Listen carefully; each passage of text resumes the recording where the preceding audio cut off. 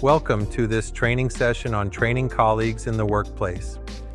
In this session, we will explore the key skills required to effectively train team members, ensuring that they gain the knowledge and competencies needed to excel in their roles. Let's get started. The first step in workplace training is to identify training needs.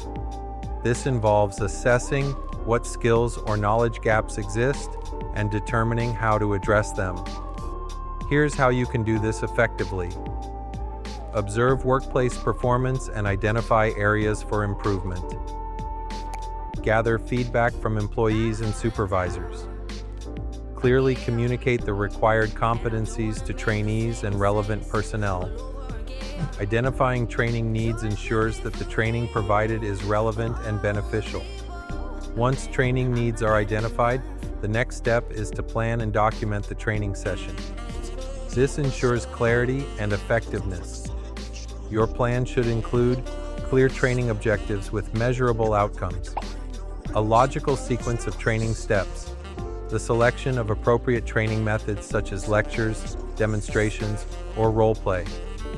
For example, if you're training a new employee on customer service skills, your plan might include explanation of company policies, demonstration of good customer service interactions, role play exercises to practice responses, feedback and reinforcement. A successful training session requires the right location and resources. Consider the following. Ensure that the location is quiet, safe, and accessible. Gather necessary training materials, such as manuals, tools, or digital resources. Arrange any assistance needed for the session. A well-prepared environment enhances the learning experience and keeps trainees engaged. Before starting the training, prepare your trainees by clearly explaining the training process, ensuring they understand the goals and expectations, informing them of the time and place for the session. Remember, effective communication is key to a successful training session. Make sure the trainee feels comfortable and ready to learn. Now it's time to conduct the training. Follow these steps. Start with a clear explanation of the task or concept. Demonstrate the skill or process.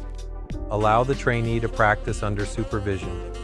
Provide constructive feedback and reinforcement. Hands-on experience and feedback help reinforce learning and build confidence. After training, it's important to evaluate both the session and the trainee's performance.